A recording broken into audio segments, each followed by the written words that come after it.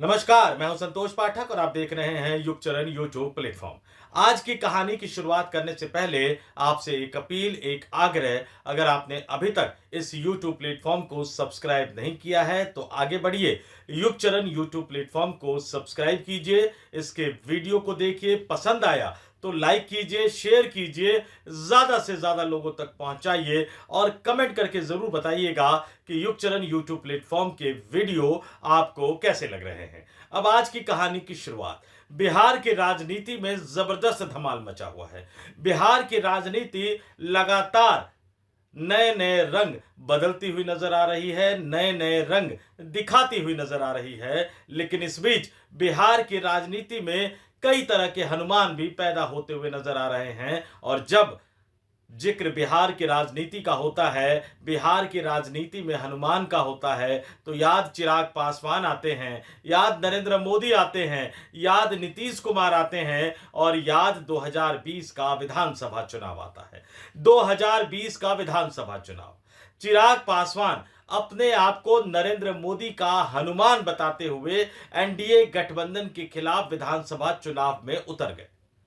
थोड़ा सा चौंकने वाली बात है, नरेंद्र मोदी का हनुमान बता रहे हैं, एनडीए गठबंधन के खिलाफ चुनाव लड़ रहे हैं। लेकिन दरअसल ये चिराग पासवान की एक अलग तरह की रणनीति थी, एक अनोखी रणनीति थी कि उन्होंने अपने ज्यादातर उम्मीदवार जनता दल यूनाइटेड के उम्मीदवारों के खिलाफ खड़े किए थे।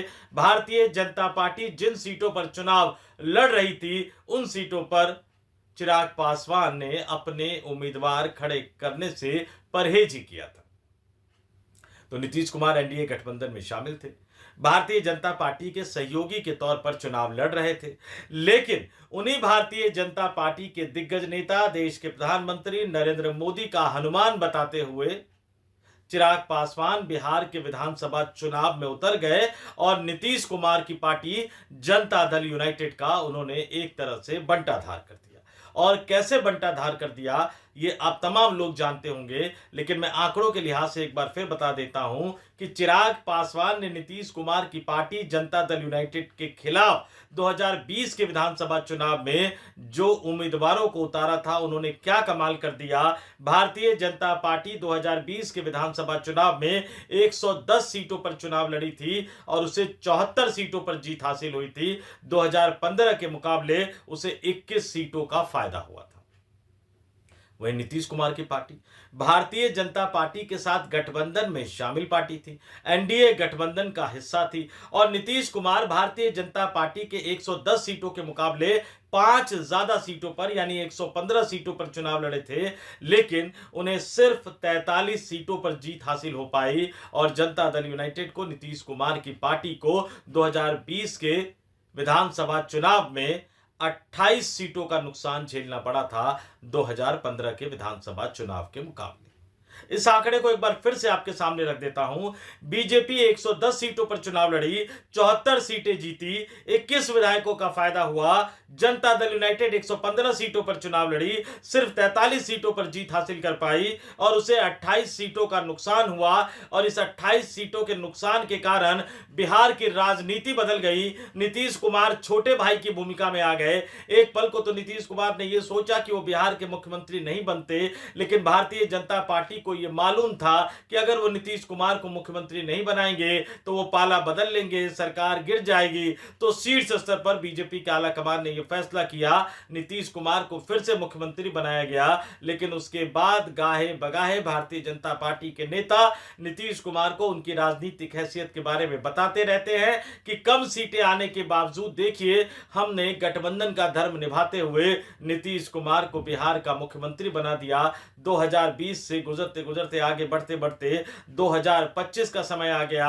अक्टूबर नवंबर में बिहार में विधानसभा चुनाव होना है। नीतीश कुमार को डर सता रहा है कि भारतीय जनता पार्टी उनके साथ महाराष्ट्र के एकनाथ शिंदे जैसा व्यवहार कर सकती है, बंद कमरों में उन्हें मुख्यमंत्री बनाए जाने की बातें कही जा रही है, लेकिन मंच पर सिर्फ इतना कहा जा रहा है कि 2025 का विधानसभा चुनाव बिहार में एनडीए गठबंधन नीतीश कुमार के नेतृत्व में लड़ेगी और भारतीय जनता पार्टी के नेता गाहे बगाहे उनके रिटायरमेंट का फॉर्मूला सामने रखते रहते हैं।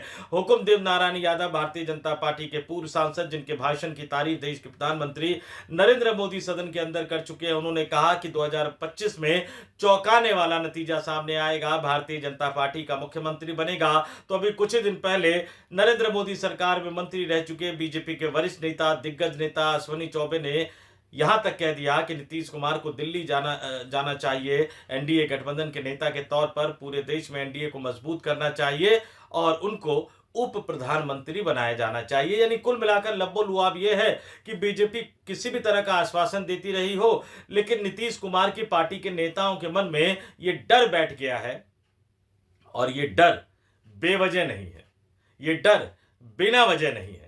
2020 के विधानसभा चुनाव में 134 सीटों पर लड़ने वाले चिराग पासवान के उम्मीदवार को सिर्फ एक सीट पर जीत हासिल हुई थी, लेकिन नरेंद्र मोदी का हनुमान बताकर बिहार में विधानसभा का चुनाव लड़ने वाले चिराग पासवान ने जनता दल यूनाइटेड का बंटाधार कर दिया था, नीतीश कुमार की पार्टी का बंटाधार कर दिया था। 2020 के विधानसभा चुनाव में सिर्फ एक हनुमान थे, चिराग पासवान, और इस बार तो बिहार के राजनीति में कई हनुमान उभरते हुए नजर आ रहे हैं और ये हनुमान बिहार के वर्तमान मुख्यमंत्री जनता दल यूनाइटेड के मुखिया नीतीश कुमार की परेशानी को, नीतीश कुमार की टेंशन को बढ़ाते हुए नजर आ रहे हैं।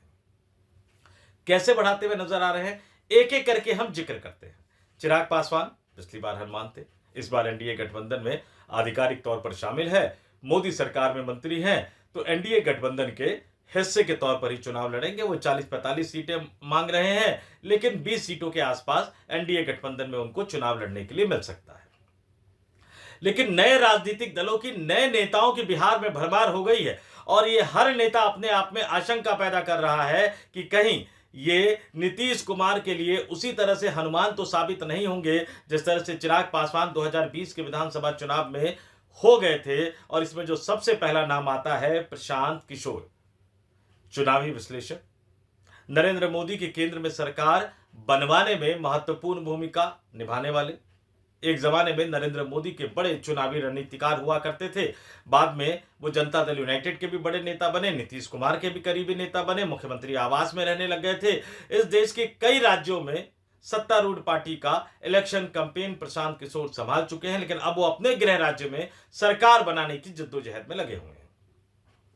कुछ दिन पहले पटना के गांधी मैदान में उन्होंने एक बड़ी रैली की। हालांकि उस रैली के सुपरहिट होने या उस रैली के फ्लॉप होने को लेकर कई तरह की खबरें निकलकर सामने आ रही है। उनके विपक्षी राजनीतिक दल, चाहे वो राष्ट्रीय जनता दल हो, चाहे वो जनता दल यूनाइटेड हो, दोनों राजनीतिक दलों के नेता ये साबित करने की पुरजोर कोशिश कर रहे हैं कि प्रशांत किशोर की गांधी मैदान की रैली सिर्फ फ्लॉप नहीं हुई बल्कि सुपर फ्लॉप साबित हो गई। भीड़ जुटा नहीं पाए, लेकिन जन स्वराज जो कि प्रशांत किशोर की पार्टी है, उसका जो सोशल मीडिया अकाउंट है, वो तस्वीरें पोस्ट करके ये साबित करने की कोशिश कर रहा है कि रैली सक्सेसफुल हुई, सफल हुई, और ज्यादा सफल हो सकती थी अगर नीतीश कुमार ने अपनी बिहार पुलिस, पटना पुलिस को लगाकर लोगों को गांधी मैदान पहुंचने से रोका ना होता।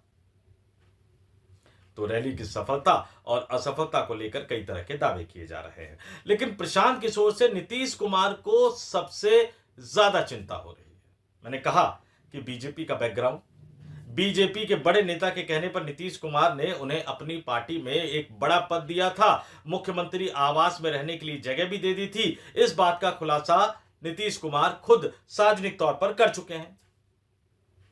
तो वो तो प्रशांत किशोर का सच जानते हैं, प्रशांत किशोर के वर्किंग स्टाइल को भी समझते हैं, प्रशांत किशोर क्या चाहते हैं, क्या हासिल करना चाहते हैं, यह भी अच्छी तरह से समझते हैं। और इसलिए नीतीश कुमार को यह डर सता रहा है कि पिछली बार जो खेला चिराग पासवान ने कर दिया था, उनकी पार्टी को 43 पर पहुंचा दिया था, कहीं ऐसा तो नहीं कि इस बार भारतीय जनता पार्टी, उनकी अपनी सहयोगी भारतीय जनता पार्टी प्रशांत किशोर को आगे रख रही है ताकि जनता दल यूनाइटेड के उम्मीदवारों को चुनाव में हराया जा सके और 40-45 से नीचे नीतीश कुमार को रखा जा सके, ताकि एक बार फिर से नीतीश कुमार को बिहार की राजनीति में छोटे भाई की भूमिका में रखकर अपमानित किया जा सके। और इस बार तो डर इस बात का भी नीतीश कुमार को सता रहा है कि इस बार हो सकता है कि बीजेपी उनको मुख्यमंत्री ना बनाए। अगर नीतीश कुमार के पार्टी के 70, 72, 75 से ज्यादा विधायक जीत कर नहीं आ पाते हैं, नीतीश कुमार की पार्टी का दायरा 45 से नीचे सिमट कर रह जाता है, तो इस बार हो सकता है कि भारतीय जनता पार्टी उनको यह कहे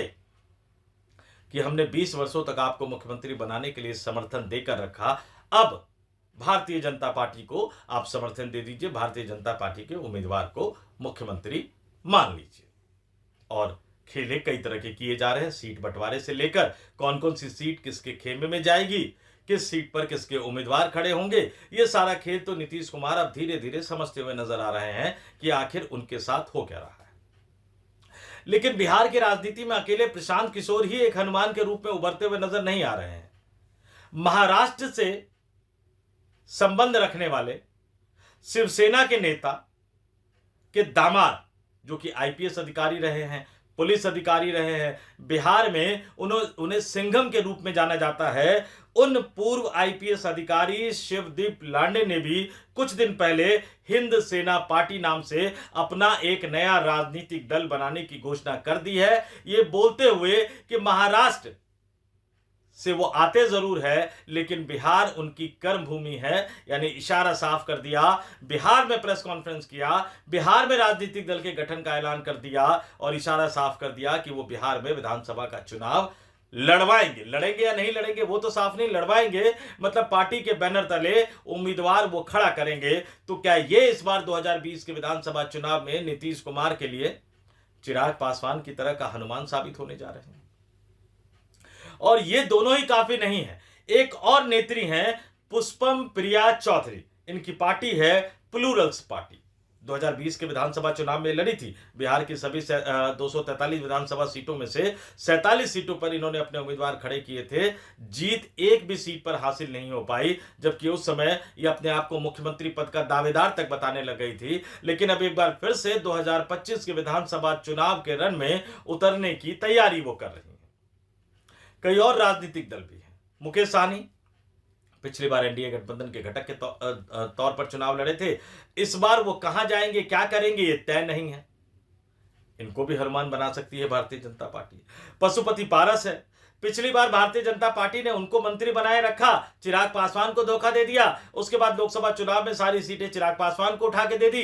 चिराग पासवान मोदी सरकार में मंत्री हैं, पशुपति पारस फिलहाल पैदल है, भारतीय जनता पार्टी पर लगातार हमला बोल रहे हैं, लगातार निशाना साध रहे हैं। लालू यादव उनके आवास पर दावत में, भोज में जा चुके हैं। यह माना जा रहा है कि वो हो सकता है महागठबंधन में शामिल हो जाए, लेकिन अभी तक इसको लेकर तस्वीर साफ नहीं है, क्योंकि बहुत कुछ फैसला कांग्रेस पार्टी को भी करना है।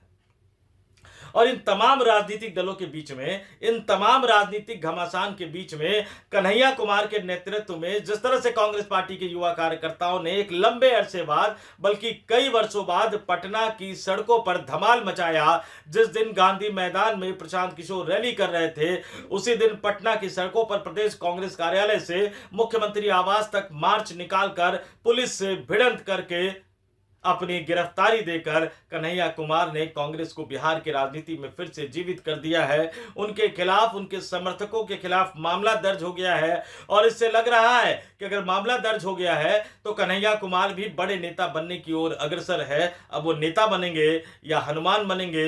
हनुमान बनेंगे तो किसका बनेंगे? भारतीय जनता पार्टी का तो कतई नहीं बनेंगे। तो क्या नीतीश कुमार के बनेंगे? क्योंकि कन्हैया कुमार के मजबूत होने का सबसे बड़ा जो नुकसान है वो राष्ट्रीय जनता दल को होगा, लालू यादव, तेजस्वी यादव को होगा। इसलिए वो नहीं चाहते थे कि कांग्रेस पार्टी कन्हैया कुमार को एक बड़ा नेता बनाए। तो मैंने कहा जैसे कि पिछली बार तो सिर्फ एक हनुमान थे, चिराग पासवान, इस बार कई हनुमान हैं। और कौन किसके लिए हनुमान का काम करेगा, कौन किसके लिए किसको हराने का काम करेगा, कौन किसके साथ खड़ा नजर आएगा, कौन किसके खिलाफ नजर आएगा, ये तो जब महाभारत की लड़ाई का बिगुल बज जाएगा, जब शंखनाद हो जाएगा, तभी सामने आएगा जब दोनों तरफ की सेनाएं आमने सामने सज चुकी होगी। तब हमें देखना होगा कि कौन सा नेता किस तरफ खड़ा है, या दोनों तरफ से नहीं खड़ा होके कहीं तीसरी तरफ खड़ा होके एक के पक्ष में जाकर दूसरे को हराने का काम तो नहीं कर रहा है, जैसे कि चिराग पासवान ने 2020 के विधानसभा चुनाव में किया था।